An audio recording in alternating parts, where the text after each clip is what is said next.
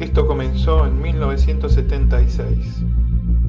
Llevo más de 40 años investigando este fenómeno. Mi nombre es Carlos Ferguson y esto es Reporte OVNI.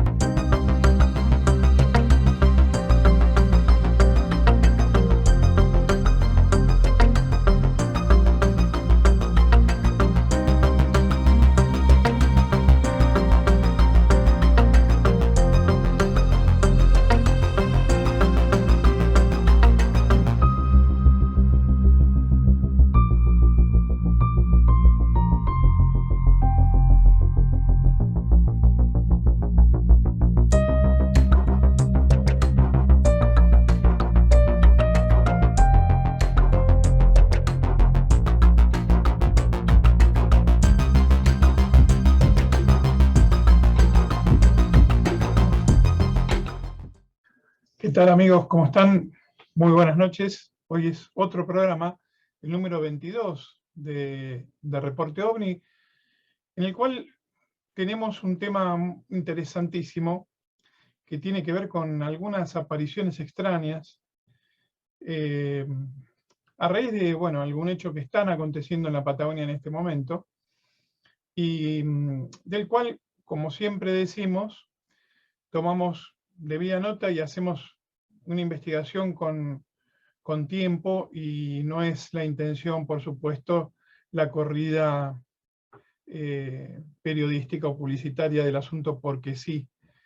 Sí podemos decir, o podemos adelantar, de que hubo 2 episodios, vamos a uno puntualmente, el 15 de octubre, a las 2:30 de la mañana, en la provincia de Neuquén, donde un testigo fue justamente la persona que, al desplazarse por una ruta, pudo observar la presencia de una extraña entidad, llamémoslo así, que, claro, es muy chocante este tema para muchos, porque si bien algunos pueden hasta aceptar la cuestión del fenómeno OVNI como una posibilidad, ya cuando nos remitimos a entidades, estamos en un terreno más espinoso. Y si además estas entidades no están asociadas a observación OVNI alguna, mucho más. Para algunos esto no tiene nada que ver con la cuestión OVNI. Yo, después de muchos años donde tenía esa visión, la cambié por completo, tanto en los estudios que hizo el doctor Jacques Vallée, que es mi máximo referente a nivel internacional, como los que aquí en Argentina han hecho 2 personalidades, el profesor Oscar Uriondo primero y el licenciado Ángel Díaz de Río Ceballos, de Córdoba. Y coincido de que evidentemente estamos ante las presencias de todo lo que podemos llamar una parte del mundo OVNI, o quizás el mundo OVNI está contenido en otra parte, esa es la realidad, que muchos no quieren ver. Muchos solamente toman dentro del estudio OVNI la investigación de casos con entidades siempre que esté la presencia del OVNI. Pero desde el año 2000, para quienes hemos hecho el trabajo estadístico y nos hemos tomado el trabajo de hacer toda la clasificación de los casos, desde el año 2000 en adelante, 2001, en realidad había empezado en el 99, pero principalmente después, ya en el 2002, que fueron los famosos episodios de las mutilaciones de ganado y demás. Si uno hace un estudio fuera de esa cuestión de la mutilación con respecto a las denuncias de entidades, nos vamos a encontrar que ocurrieron situaciones muy, muy extrañas. Es decir, comenzamos a ver una diversificación de 3 o 4 entidades generales que reunían unas características muy particulares y que se iban dando en todo el país. Alguna tuvo más difusión de la prensa, otra no tanto, pero lo llamativo de esto es que en muchos casos hubo intervenciones oficiales y también gran cantidad de testigos. Hoy no vamos a entrar de lleno en el caso, pero sí comentarles esto, de que este tipo de aparición sería una semejanza de lo que en Virginia Occidental y en Estados Unidos se habla del Mothman famoso y otro tipo de apariciones similares. Yo quería, ya que vamos a tener al doctor Juan Acevedo con nosotros, que nos va a ilustrar un poco sobre todo lo que es la iconografía de lo que serían las apariciones de entidades en Argentina. Sí me permito leer un párrafo del licenciado Ángel Díaz sobre su teoría psicodimensional. Me parece que da en la clave de muchas cosas. Él dice que la mejor forma de explicar el fenómeno en su conjunto hoy en día tiene que ver con la hipótesis dimensional. Indica que una inteligencia o civilización extremadamente diferente y evolucionada está desplegando una estrategia tenue, anónima, extensa, de largo plazo, inductiva, implementada mediante tácticas de efectos, ovni y variadas entidades, y fácticas, huellas, mutilación de animal, círculo de cereales, etc., tendiente a estimular una reacción de autodefensa en la humanidad que vaya desencadenando reacciones de cascada en precaución, observación, advertencia de peligro, existencia de factores desconocidos, autocorrección, abandono de la omnipotencia, respeto a la naturaleza, etc. De esta hipótesis se desprende que no sería posible un contacto abierto o una interacción oficial explícita con la humanidad, por la extrema diferencia evolutiva. Dentro de esta hipótesis del licenciado Díaz, que tiene muchos rasgos muy interesantes para analizar, parecidos y diferentes a los que analiza Jacques Vallée, nos habla que dentro de los efectos tácticos que genera el fenómeno está la aparición de las entidades.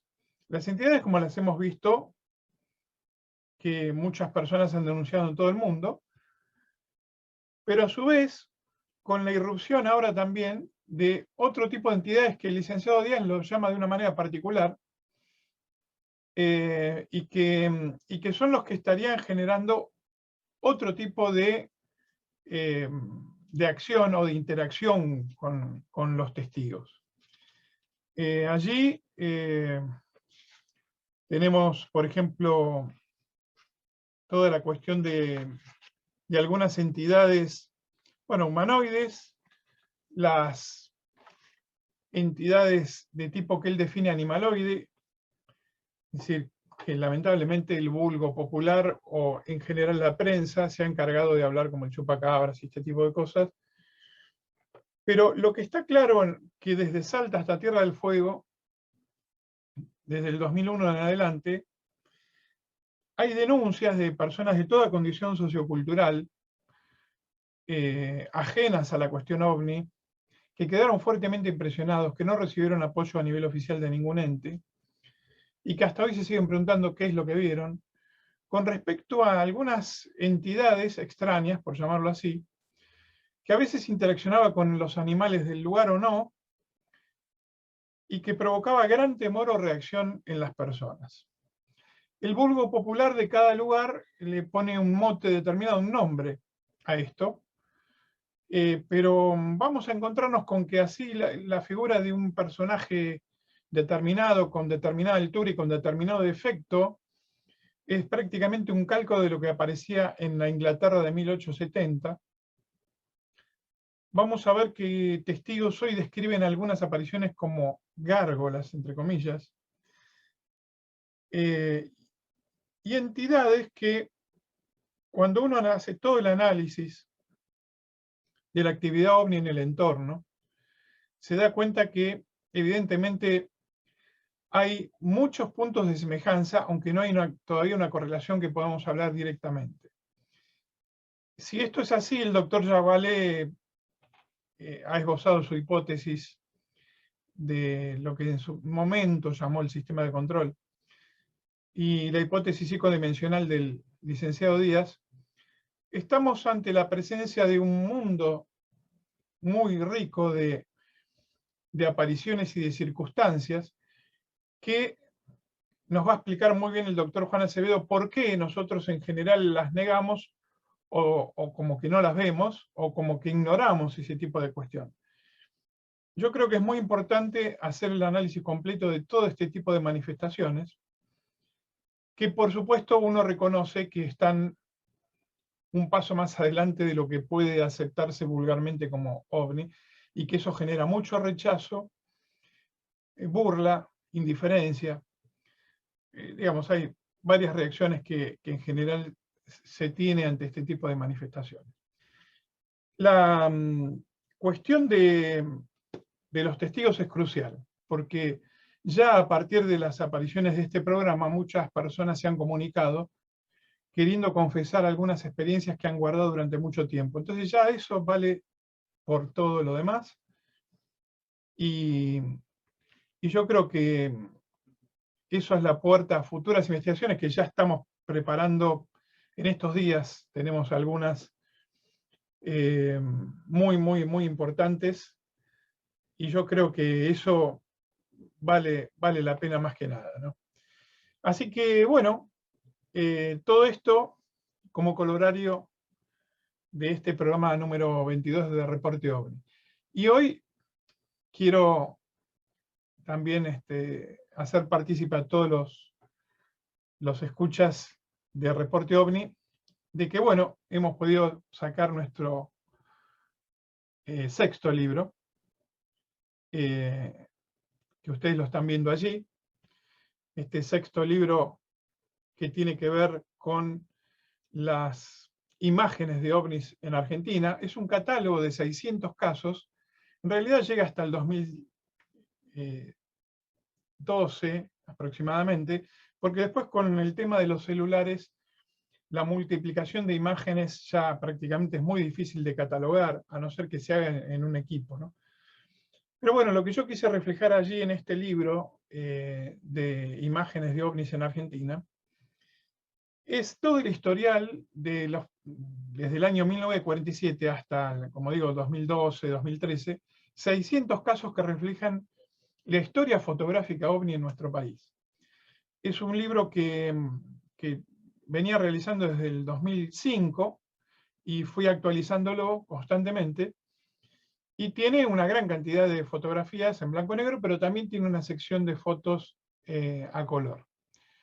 Así que este sexto libro se suma a los que ya he realizado.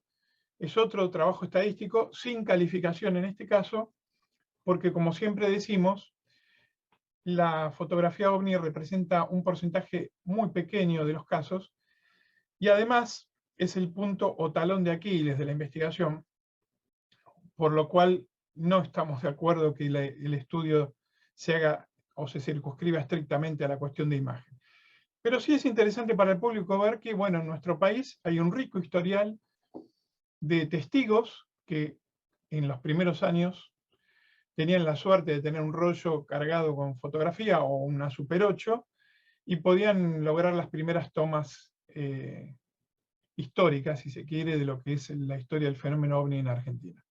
Así que les comparto este material y vamos ya entonces directamente al programa.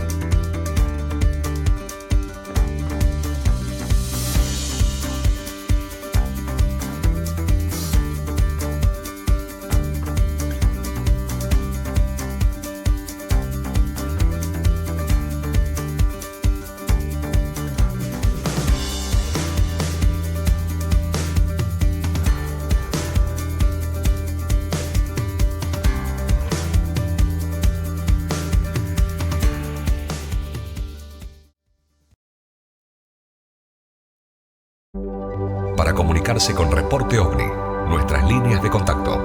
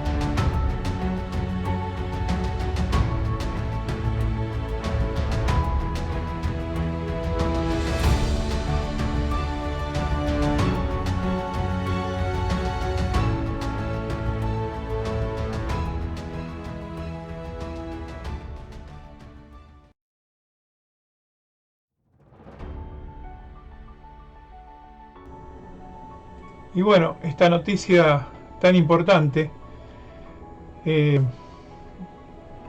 ustedes saben que hay 5.000 exoplanetas, planetas fuera de nuestro sistema solar, que ya han sido descubiertos hasta el momento, pero todas siempre dentro de nuestra galaxia, la Vía Láctea. Ahora un grupo de investigadores halló indicios de un posible planeta del tamaño de Saturno, un gran tamaño, fuera de nuestra galaxia. Esto fue descubierto por el telescopio de rayos X Chandra de la NASA. Es un planeta que se encuentra en la galaxia Messier 51, a 28 millones de años luz de la Vía Láctea. Esto, digamos, abre todo un panorama ya prácticamente confirmatorio de que la cantidad de planetas en otros sistemas solares es muy importante. Y si bien todavía falta confirmar muchas cosas sobre este descubrimiento, estamos ante algo realmente notable. Allí estamos viendo la galaxia Messier 51 y vemos un pequeño cuadradito allí que nos está señalando el lugar exacto donde fue descubierto este primer exoplaneta de otra galaxia. Yo creo que día a día los descubrimientos y los avances sobre este tema, sobre la astronomía, la astronáutica, van a dar que hablar, y cada vez más se confirma que la realidad de planetas fuera de nuestro sistema solar es algo realmente universal.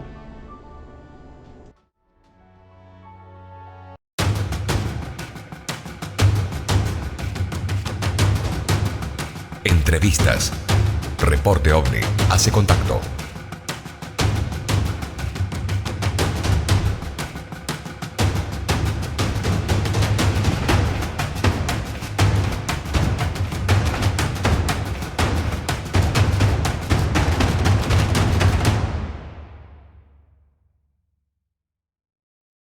Bueno, amigos de Reporte OVNI, estamos aquí acompañándonos. Está el doctor Juan Acevedo. Un gusto, Juan, que estés. Ahora...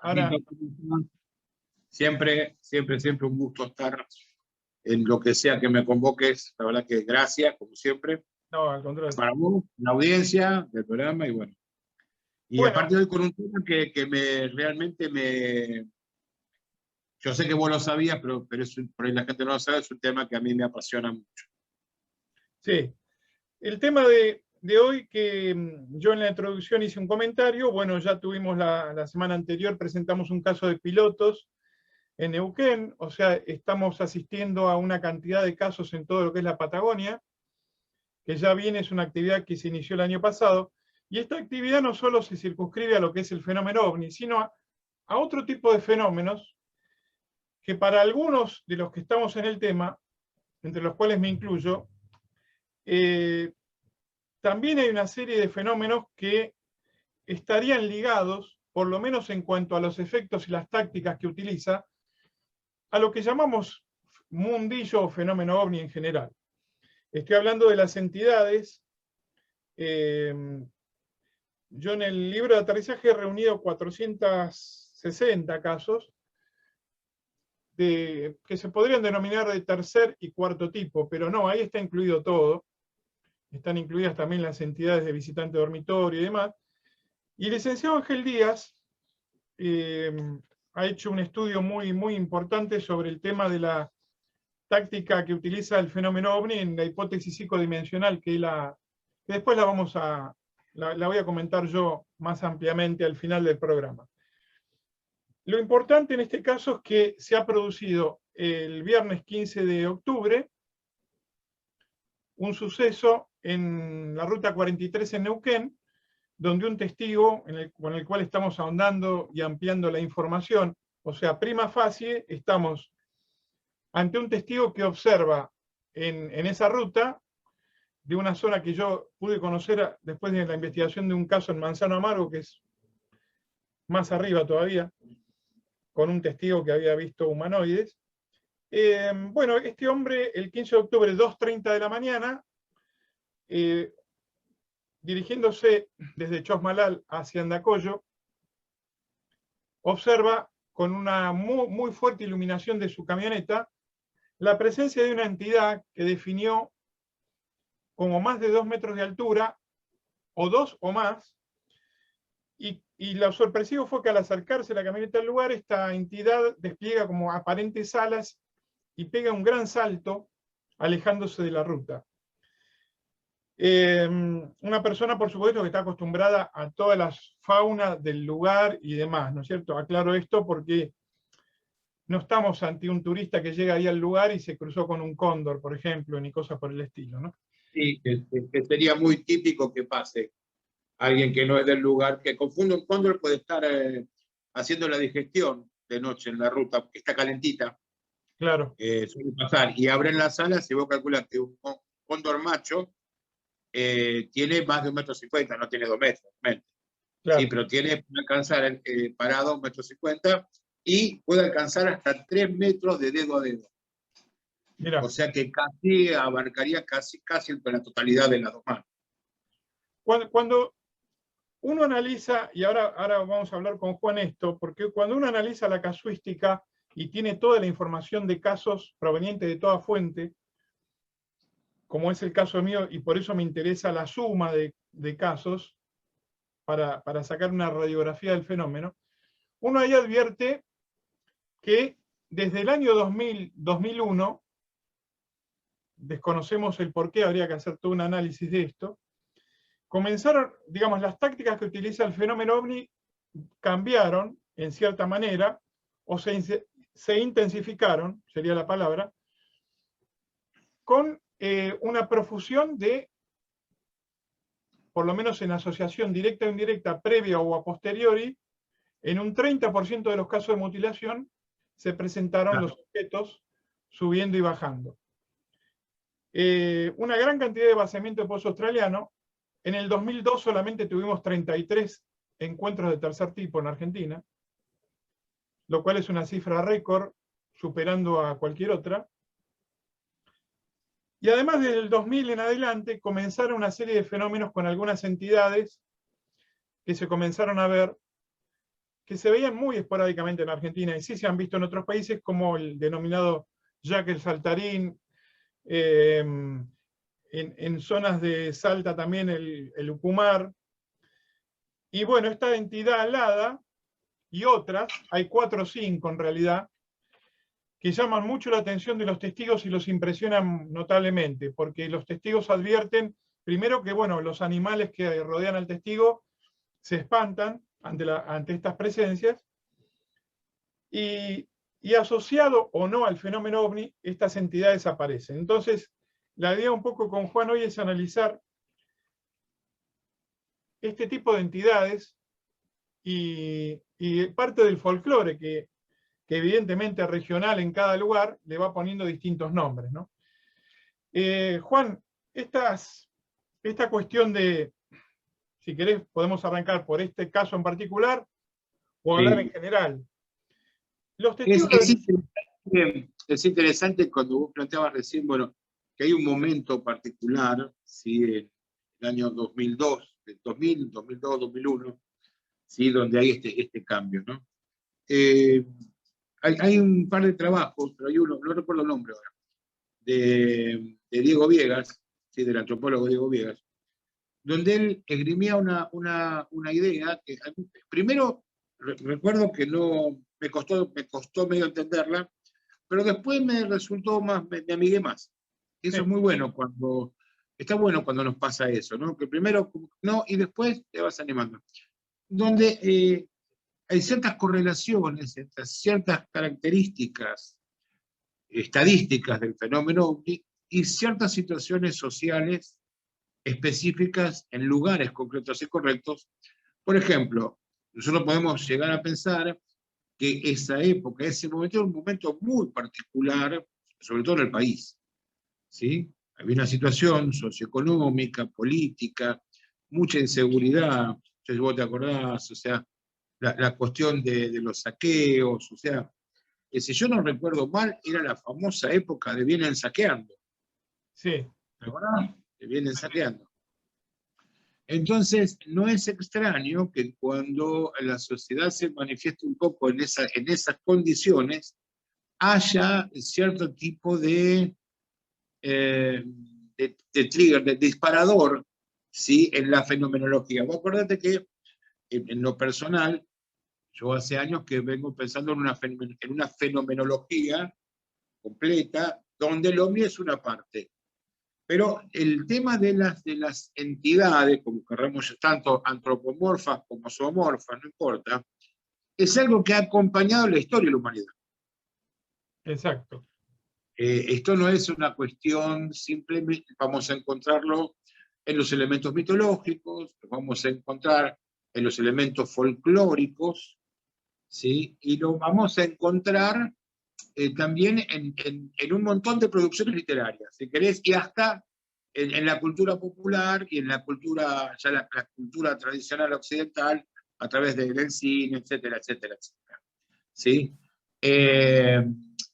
A ver, nosotros si bien tenemos acá en Argentina esos elementos, no nos pasa lo mismo que nos pasa, por ejemplo, en lugares como Estados Unidos, donde hay entidades que ya tienen galardón de cine, como Slenderman, como el Mothman, ¿sí? Y como algunas, ¿cómo se llaman? Los Nightcrawler, ¿sí? Que bueno, que más allá de que, a ver, de que uno pueda pensarlo de una manera u otra, tienen una incidencia a nivel social. Sí. Nosotros no nos pasa eso. ¿Por qué? Porque acá en Buenos Aires, pues es que a mí, de Buenos Aires, La Plata, provincia, ¿no? Me gustaría pensar si es que están pasando cosas y no nos estamos enterando, ¿no? Porque yo creo, pues es que yo, digo, creo, a lo mejor no creo, a lo mejor estoy fantaseando, ¿no? Que hay un folclore urbano de cosas urbanas que pasan, pero que no nos enteramos porque la gente no las relaciona con estas cosas. Tal cual. ¿Sí? Si te acordás de la época, seguramente te vas a acordar, de la famosa época del hombre gato. Sí. Bueno, está bien, vos podías creerlo o no, podía ser un tipo disfrazado o no, siempre tienen estas características, hay características que no responden a ningún elemento, no hay nada psicológicamente ni inconscientemente que diga que las entidades tienen que dar saltos enormes. ¿Sí? Y vas a ver que muchas de estas apariciones, irrupciones, como me gusta llamarlos a mí, ¿sí? Van a tener ciertas características particulares. ¿Sí? Son pero no son. Entonces, para mí abre un terreno enorme de trabajo, ¿sí? De investigación, de catalogación, de recepción de informes, como esto que estás haciendo vos, y tener la mente muy abierta, porque yo siempre digo, cuando vos lo ves como fenomenología, no se nos escapa nada, ni la aparición de la Virgen, ni la aparición del Pitufo Enrique, ni la aparición del hombrecito, de lo que sea, en realidad no debiera escapársenos nada, ¿sí? Tampoco podemos abordar todo, esto es una realidad, podemos abordar, por ejemplo, bueno, vimos un fantasma acá, vimos una aparición allá, no, pero las entidades son muy concretas. Sí. Entonces, para algunos esto dio lugar, para algunos, y ahí es donde a veces se confunden, muchos hablan de estas entidades y las introducen dentro del mundo de la criptozoología. Para mí no, para mí la criptozoología estaría aparte, ¿sí? Y esta sería la metazoología.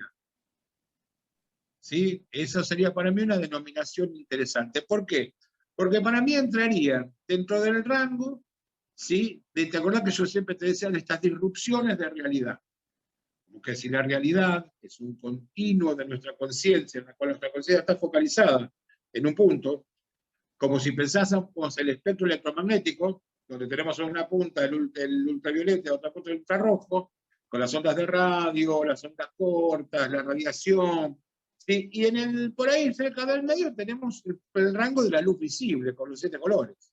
Pero es un rango muy pequeño. Bueno, con ese rango nosotros armamos todo. Armamos, nuestra realidad está armada en su totalidad, la paleta de colores del mejor de los artistas, está armada con un rango casi despreciable. ¿Sí? Eso necesito que la audiencia nos lo entienda. Es un rango despreciable.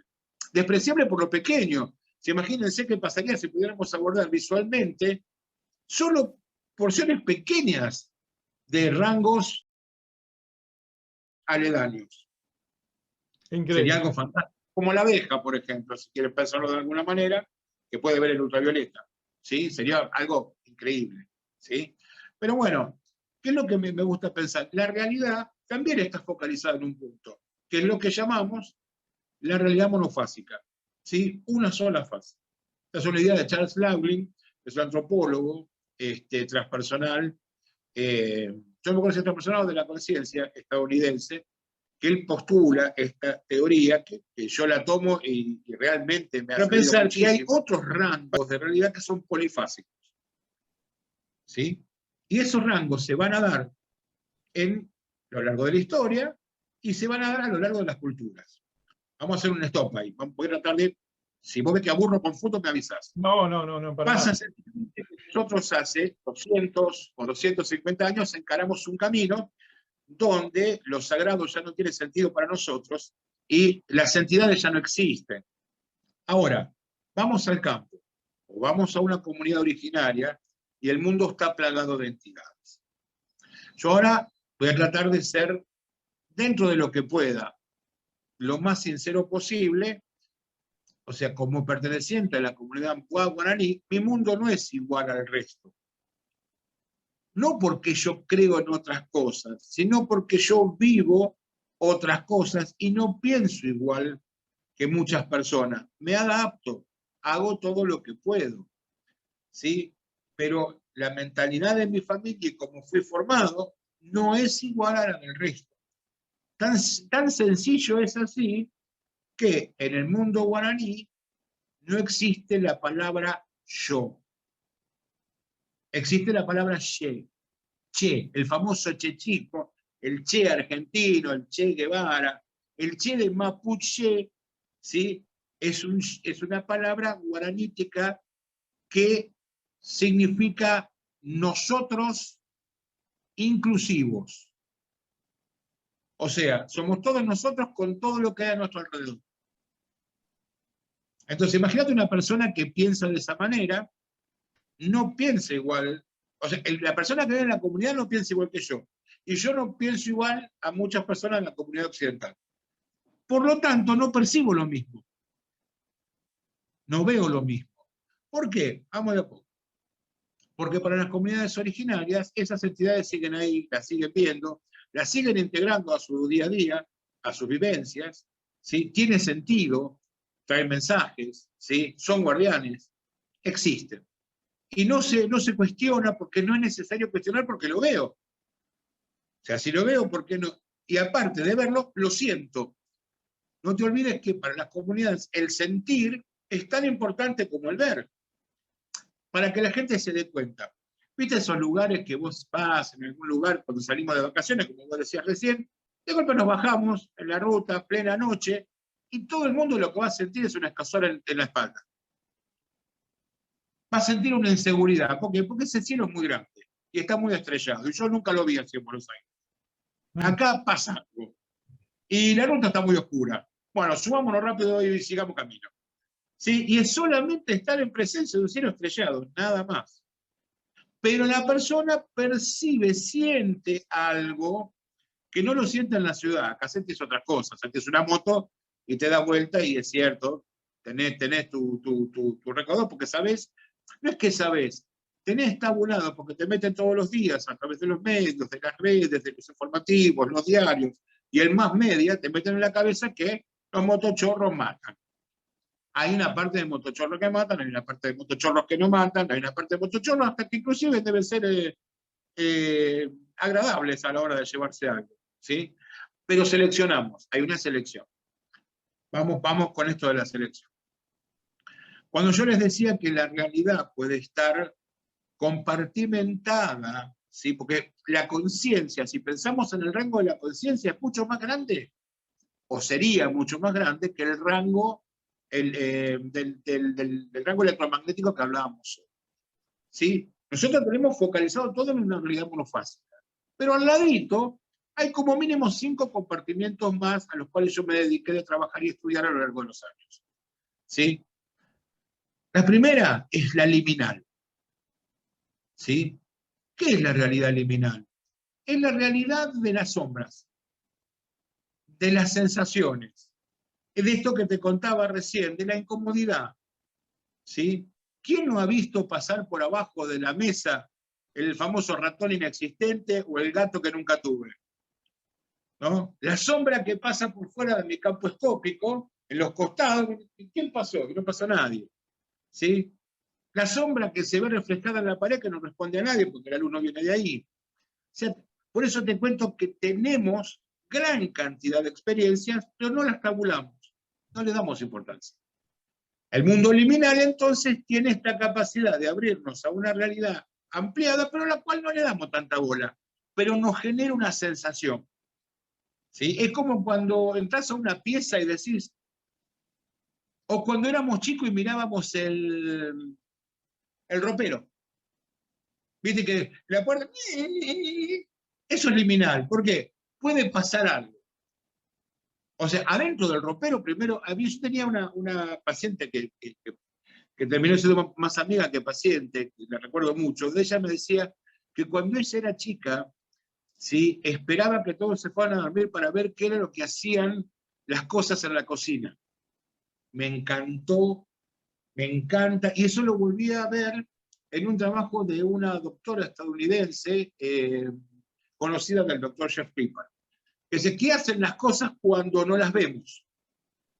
¿No? Porque ella decía, yo sé que en la cocina los platos se mueven, las cosas se mueven, pero cuando yo hablo se dejan de mover. Eso es liminal. ¿Tá? Al ladito de lo liminal, esto lo menciona Patrick Harpur, él menciona lo daemonómico. ¿Por qué? Porque ahí ya hay un gato en la pieza. Y no estoy hablando de nada raro, hay un gato, pero yo no tengo un gato. ¿Tá? Yo no tengo gato, no tengo perro, no tengo nada. Y el gato está ahí. Voy a la pieza para sacar al gato, que se debe haber metido por alguna de las ventanas, y el gato no aparece. ¿Sí? Eso es daemonómico. Así como aparece un gato, puede aparecer cualquier cosa. Una polilla, ¿sí?, una mariposa, puede aparecer algo de características no muy concretas, puede aparecer un duende arriba de una puerta. Sí, eso es daemonómico. ¿Por qué? Porque estos daimones son representaciones de fuerzas mucho más profundas que están más cercanas a nuestra comprensión psicológica. ¿Sí? Tienen más sustancia para nosotros, aunque posiblemente no la tengan. ¿Sí? Si avanzamos un poquito más, vamos a tener ya una realidad que llamamos arquetipal. ¿Por qué? Porque lo que va a aparecer ahí son entidades mucho más salvajes y arcaicas. Si querés llamarlos más antiguos en la evolución de nuestra propia conciencia. ¿Sí?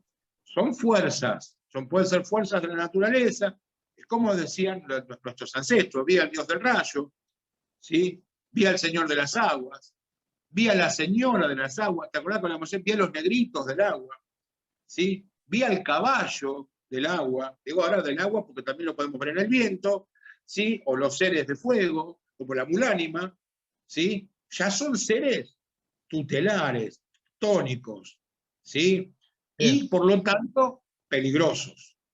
¿Sí? Hasta ahí vamos, ¿me siguen hasta ahí? Bien. Vamos una vuelta de rosca más, llegamos a la realidad imaginal, donde ya las entidades que se van a presentar son de la característica de la sacralidad, no de la deidad, porque los dioses es algo nuevo para nosotros. Una sacralidad, por ejemplo, la Pachamama, para que te hagas una idea, ¿sí?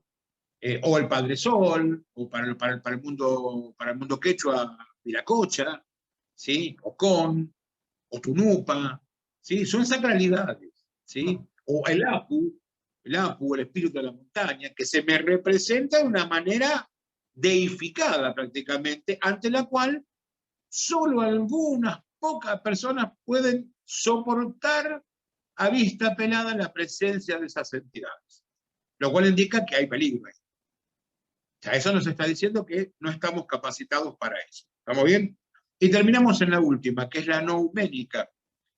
La realidad nouménica es donde todo entra en una cuestión de abstracto. ¿Por qué? Porque nuestra mente no tiene la capacidad para poder procesarla. ¿Sí? Entonces, tenemos que, fíjate todas las entidades que yo te marqué en estos rangos que no son los de la realidad monofásica. Hay muchísimos más. Estos solamente son caprichosamente, porque no tenemos todo el tiempo del mundo, solo algunos. ¿Sí? Si tuviera que pensar en esta persona, noche, estado liminal, ya pasamos la realidad ordinaria, no estamos plenos todo el día cagados de calor, estado liminal, horas de, por ahí no tanto, pero por ahí con un poco de sueño, no demasiado, ¿sí? Esto antes eran los elementos que hacían que muchas personas pensaran que eran elementos inhabilitantes para una experiencia.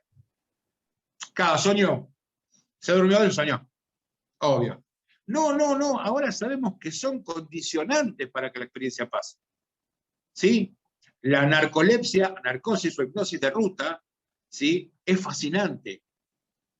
Aquel que ha manejado durante 300 kilómetros una línea de noche en una ruta recta sabe de lo que habla.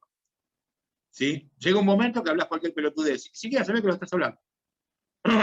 ¿Por qué? Porque o te estás durmiendo o ves troncos que se te aparecen, ¿sí? Y ves animales que no existen, que se te aparecen, ¿sí? Pero eso cuando ya es mucho. Acá no es este el caso. Pero sí es un condicionamiento para que la mente salga de la realidad, de la percepción monofásica, pasa por la liminal y empieza a entrar, ¿sí? En algunos casos la daimonoica, y en esta, para mi criterio, es mucho más arquetipal. ¿Por qué? Porque es un ser alado de 2 metros, no tiene 1,50 m. ¿Sí? Y fíjate qué hermosa la descripción que hace el hombre. La camioneta viene a cierta velocidad, evidente, yo creo pensar, es una camioneta nueva con muy buenos faros, ¿sí? Habría que ver las condiciones del tiempo como estaba, le da de lleno, lo ve de lejos, lo ve. Pero a medida que se acerca, esto medio como que abre casi, a mí se me ocurre, mecánicamente, las alas, ¿sí? Y hace algo zoológicamente coherente. ¿Alguien vio las aves grandes? No solamente a las rapaces, sí, cómo despegan del suelo. Las rapaces, sobre todo. Los pajaritos no. Bueno, por ahí te estoy preguntando a la nada, boludo, es increíble. ¿Alguien sabe cómo se... ¿Alguien allá sabe? No, saltan, ¿sí? Primero se despegan y luego, ¡pam!, abren.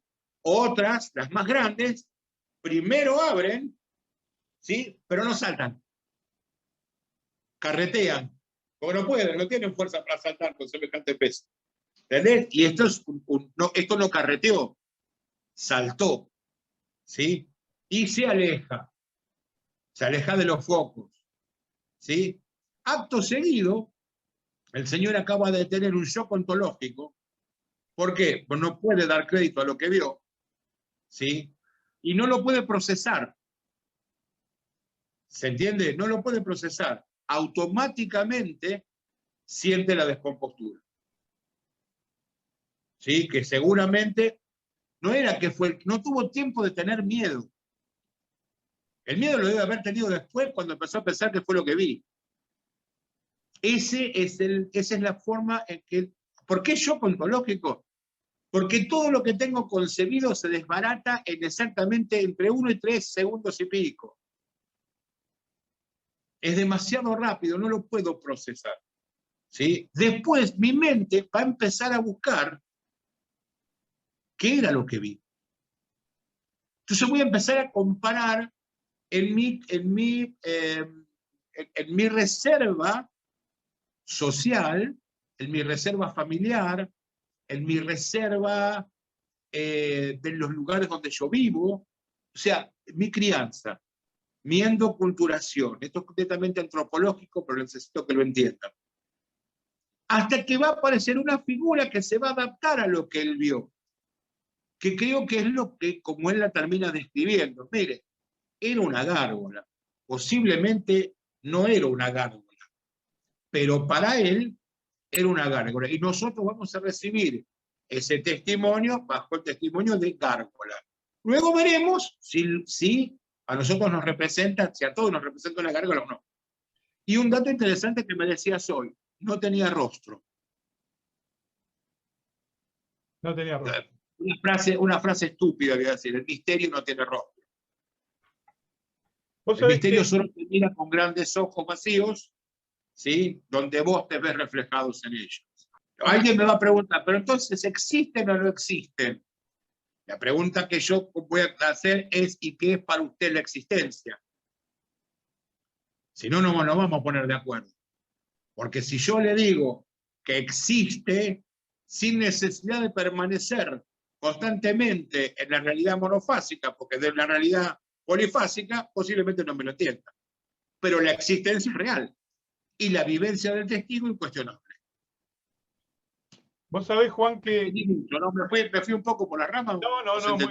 No, estuvo impecable todo el argumento para que nosotros entendamos esta situación, donde evidentemente hay situaciones de la percepción, como se las llama, que como a veces no encajan, o estamos hablando de un espectro tan pequeño, todo esto nos parece parte de una cosa... Te voy a contar una anécdota. ¿Puedo? ¿Se puede? Sí. Una anécdota de mi señora que estaba recién hace un ratito, que lástima que no está ella para que la cuente. Mira, yo estoy en la zona de Callao y Santa Fe. Es una zona rara de noche. Yo la suelo recorrer, la he solido recorrer mucho. No voy a contar todas las cosas que percibí, porque vuelvo a insistir, yo percibo como un bois, no percibo como el común de la gente, ¿sí? Entonces no soy una regla buena para medir. Pero mi señora no es de sangre original, ¿sí? Tiene algo, todos tenemos algo, uno de cada dos argentinos tenemos genoma originario, ella es originario de Charrúa, pero una noche se va con un grupo de amigos a tomar mate a la plaza que está frente al Palacio Pisur, ¿no? Sí. Acá Callao y Santa Fe, casi, ¿sí? Sí. De noche estaba abierta antes. Era hermoso, porque nos juntábamos un montón de gente a charlar, a tomar mate. La gente que dormía en la plaza se venía a tomar mate con nosotros. Bueno, muy bonita, una plaza hermosa. Había personajes de la farándula que también venían y se quedaban ahí. Juan Acosta siempre estaba. Bueno, la pasábamos. Morris, ¿sí? Ahora vos le dabas un mate a Morris y era como que, nene, ¿qué me está dando, nene? Me vas a oxidar, ¿viste? Pero bueno, era un momento muy lindo. Acá esta zona tuvo esas cosas hermosas. Pero una noche, ¿sí? Obviamente, pasando el horario liminal, que tenés que hacer el horario liminal a las 12 de la noche, ¿sí? La famosa hora de las brujas, ¿sí? Lo que va a pasar entre las 11:30 y las 12:30, ¿sí? Estaban tomando mate todavía y ya se venían para acá. Dice que de golpe no ven a más nadie en la plaza. Otro dato típico, no hay más nadie en la plaza. Sienten la sensación de, che, ¿por qué no vamos? Y ven cruzar por la diagonal a la que ellas, todas las chicas que estaban, describen como dos travestis. ¿Sí? Solo que los travestis medían más de 2,50 metros de altura, sus caras eran extremadamente largas, sus piernas y brazos, ¿sí? No eran normales, ¿sí? Ahora, si estos travestis existieran en el mundo real, alguien se los hubiera vuelto a ver, ¿sí? O sea, después ya me decían, eran como una copia, ¿sí? De algo humano, pero que no entraba, y con ropa de mujer, ¿entendés? Ropa de mujer poco sensual, ¿no? Pues era corta. Y una vez Mariana ve a un personaje de la última serie de Star Trek, Saru, ¿viste? Que es un tipo muy raro, ¿no? Que está subido en unos santos, ¿viste? Que es muy alto y que camina todo así, ¿viste? Me dice, era como ese. Y vos decís, claro. Y volvieron muy impactadas, porque se quedaron, pasaron por el frente de ella y se daban cuenta por las ramas, la altura que tenían, ¿sí? Pues imagínate, o sea, pero no les pareció tan raro. Les pareció verdaderamente raro cuando llegaron acá al consultorio. Che, no puede ser alguien tan alto y con la cara por acá, y muy blanco, y bueno, y con tacos, ¿viste? Bueno, esa fue una experiencia muy interesante de cosas que pasan en las ciudades. Fíjate. Por ejemplo, ¿sabés qué habría que hacer, Carlos? Un estudio en Buenos Aires, por ejemplo, de cosas que pasan en los subterráneos. Yo te puedo asegurar que los subterráneos son increíbles. Increíbles, increíbles. Pero bueno, digo, ¿qué te quiero decir con esto? Que evidentemente pasan muchas más cosas de las que nosotros imaginamos que pasan. No le damos 5 de bolilla. Damos por sentado que todo es como es. ¿Entendés? Bueno, Posiblemente por eso estas ideas son tan disruptivas. ¿Por qué? Porque ya pertenecen a un paradigma diferente. mira, yo creo que hay mucho de esto, hasta que en algún momento de la observación, como vos decís, hay una situación que nos muestra el grado de extrañeza, como decía Heine, cuanto más cerca, Más extraño. más extraño. Y más bizarro. Fíjate. Cuanto más cerca, más extraño y más bizarro. Sí. Y más rara la escena. Uno de los casos de entidad también así con alas, que en Estados Unidos sería un Mothman y acá se lo define de otra manera, como la bruja, la novia y demás. Lo tuvimos en Quilino, en Córdoba, donde la entidad tenía alas, pero se alejó en 4 patas. Claro. O sea, lo más parecido a un dragón. Claro, sí, sí, sí. Ahora, tenemos también la entidad... O una quimera también, Carlos. Una quimera. Ya que el saltarín, por ejemplo, que las descripciones de cuando ha ocurrido aquí en Argentina, casi con ninguna trascendencia en los medios de prensa, muy poca, y generalmente se lo tomaba como un loco, porque hasta la propia policía a veces salía a dispararle, o sea, claro, que la persona que no solamente a buscarle, sino a tirarle. A tirarle. La descripción es exactamente igual a la de la época de la Inglaterra victoriana. Claro. O sea, estamos ante una serie de fenómenos que, bueno, Díaz lo define como entidad animaloide o entidad monstruoide, a veces le coloca esos nombres, formando parte de todo un mundo en el cual, evidentemente, el ovni también es una parte de esta. Sí, sí, sí. Te cuento, sería la parte mecánica, que representa algo que para nosotros es muy ameno, muy entendible, por eso lo vemos tanto. Porque lo mecánico nos es reconocible. ¿Entendés? ¿Te acordás cuando hablamos? Yo nunca me olvido de la charla que tuvimos hace tantos años. Vi el ovni y lo miré de arriba, estaba abajo. Y si le tirabas una piedra, ¿qué hacía? Clank. ¿Le tiraste la piedra? No. Siempre nos pasa eso. Sí, tal cual. Pero si le tiraban la piedra, hacía clank. Yo estoy seguro que sí.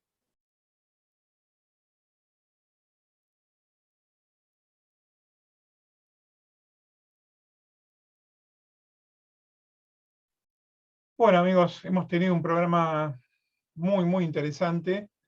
Algunos conceptos que vamos a continuar con el doctor Acevedo, pero principalmente esta cuestión de estas apariciones tan discutidas en su momento, pero que es un tema apasionante para quienes nos estamos adentrando. Yo reitero que durante muchos años todo mi estudio se centró exclusivamente en los casos de fenómeno ovni y avistajes, pero he variado esta postura con el correr del tiempo ante este tipo de apariciones y de relatos que ocurren a lo largo y a lo ancho de la Argentina. Y todo esto tiene que ver con la presencia de lo que alguien llamaría un mito presente, un mito del siglo XXI ya. Pero bueno, vamos viendo que los relatos van continuando en el tiempo, pasan las épocas, los años, pero las personas siguen relatando determinadas características de entidades, ¿no? Ahí estuvimos con Acevedo hablando de la cuestión liminal, de lo daemonónico, los condicionantes y el shock ontológico que se presenta también en los testigos, en estos casos. Es un tema realmente apasionante que da para mucho más y que creo que hay que hacer profundas o más acentuadas investigaciones, porque generalmente se prestan a una noticia periodística risueña, anecdótica, y si no están catalogados y clasificados a nivel investigativo, quedan ahí. Y a veces hasta los testigos, lamentablemente, no cuentan con el apoyo que tienen que contar en lo que es una experiencia tan traumática como las que estamos hablando, ¿no? Así que, bueno, esto fue todo hoy, y les agradezco mucho a todos los que están presentes, y por supuesto, invitarlos para el próximo programa de Reporte OVNI, de aquí a 15 días en principio, con el cual ya tenemos, o estamos preparando un material muy interesante con todos los entrevistados que tenemos e investigaciones. Un gran saludo, gracias, y nos estamos viendo. Para comunicarse con Reporte OVNI, nuestras líneas de contacto.